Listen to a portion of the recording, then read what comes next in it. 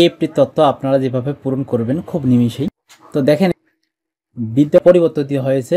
Smart কার্ডের নাম্বারে আপনি কিন্তু ডট বা কমা বা ফুল স্টপ আপনারা দেখতে পারবেন না। তো অবশ্যই আপনার এনআইডি কার্ড অনুযায়ী এটা দিতে হবে।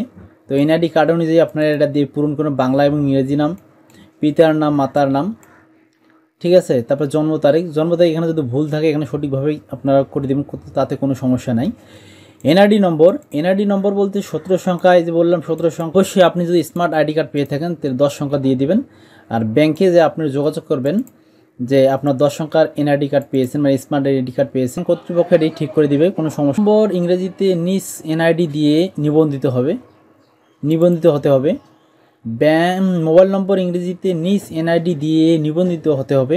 অবশ্যই আপনার নিজ এনআইডি দিয়ে এটি নিবন্ধিত হতে হবে। অবশ্যই আপনাকে একটা ইমেল খুলতে হবে। লিঙ্গ নির্বাচন করুন। ধর্ম আপনাকে নির্বাচন করে নিতে হবে, ধর্ম নির্বাচন করুন। পদবি আপনারা যদি এখানে আপনার ড্রপ ডাউন না পান সেক্ষেত্রে আপনারা এই যে তথ্য স্থানান্তর এই অপশানে ক্লিক করে দিবেন। তাহলে এই পদবীর তথ্য কিন্তু এখানে স্বয়ংক্রিয়ভাবে চলে যাবে। আচ্ছা, বিষয় আপনারা এখানে নির্বাচন করবেন এভাবেই। এই ড্রপ ডাউন দেখে আপনারা বিষয় নির্বাচন করতে পারেন, কোনো সমস্যা যে। আর আপনার যদি এখানে বিষয় থাকে সেই বিষয়টি আপনি স্থানান্তর করে এখানে নিতে পারেন। এক্ষেত্রে আপনার সুবিধা রয়েছে। ব্যাংকের হিসাবের নাম শুধু স্পেস চলবে না, স্পেস ব্যতীত আপনাকে লিখতে হবে, কোনো ডট বা ফুল স্টপ চলবে না। এইখানে দেখেন ব্যাংক হিসাব নম্বর এন্ট্রির ক্ষেত্রে শুধু ইংরেজি অক্ষর এ থেকে জেড, এই কোটেশন, ডট, হাইপেন ইত্যাদি ব্যবহার করা। তারপর ব্যাংক হিসাব নম্বর আপনারা দিবেন, এটি খুব গুরুত্বপূর্ণ বিষয়। ব্যাংক হিসাব নম্বর আপনারা দিবেন। সঠিক পে কোড আপনাকে অবশ্যই সঠিকভাবে দিতে হবে। আপনার যে পে কোডে বেতন পান সেই পে কোড দিতে হবে।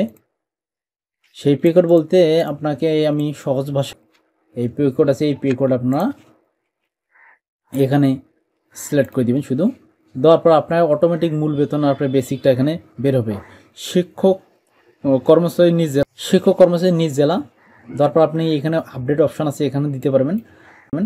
আরেকটা আপডেট অপশান আছে, আপনার এখানে এই যে অপশান একটু লোড নেবে, বাসটি এরকম একটি শিট দেখতে পারবেন।